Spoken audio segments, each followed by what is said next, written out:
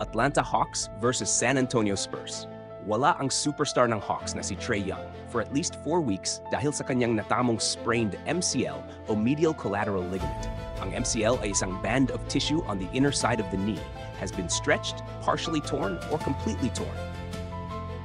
Sa first quarter, parehong nagpaula ng threes ang bawat team.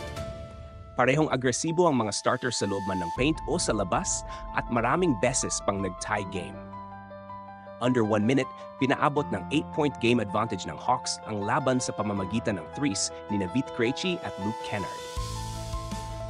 Pero binawasan ito ng 2 points ni De'Aaron Fox sa kanyang easy buzzer-beater jump shot nung nagmintis ang threes ni Jeremy Sochan at maswerteng napunta sa kanya ang bola.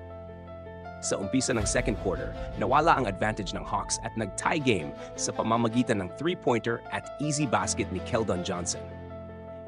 Umabot na sa 11 points ang advantage ng Spurs sa pamamagitan ng drive at 3-pointer ni David Jones Garcia.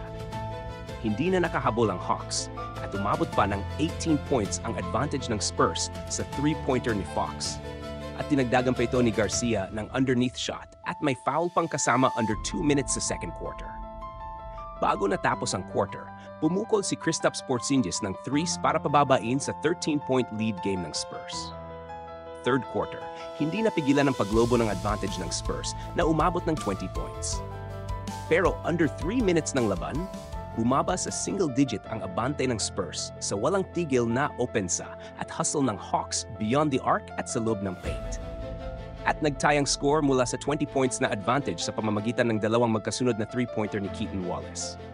Pero bumawi naman si Julian Champagnie ng threes na nagtapos ang third quarter sa score na 92-95, 3-point game Spurs lead. Sa 9:19 ng fourth quarter, first time makalamang ang Hawks sa drive ni Alexander Walker mula sa pagkabaon ng 20 points. Pero agad naman itong ginantihan ng threes ni Devin Vassell at sinundan pa ng successive points ni Julian Champagnie sa kanyang fast break drive at beyond the arc. Sinamantala ng Spurs ang mga turnovers ng Hawks para mapanatili ang advantage sa single digit. Nag-showtime pa si Julian Champagnie at Jeremy Sochan sa kalagitnaan ng quarter na umabot sa 11 points advantage ang Spurs.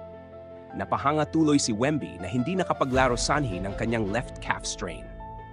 Nananatili pa rin sa double digit ang advantage ng Spurs, kahit nag-ambag pa ng slump dunk si Kristaps Porzingis under 4 minutes, dahil na naman sa mga sunod-sunod na turnovers ng Hawks.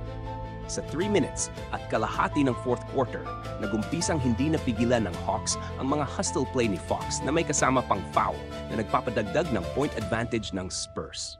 Nanalo ang Spurs na wala sa floor si Wemby dahil sa kanyang left calf strain sa final score na 126-135.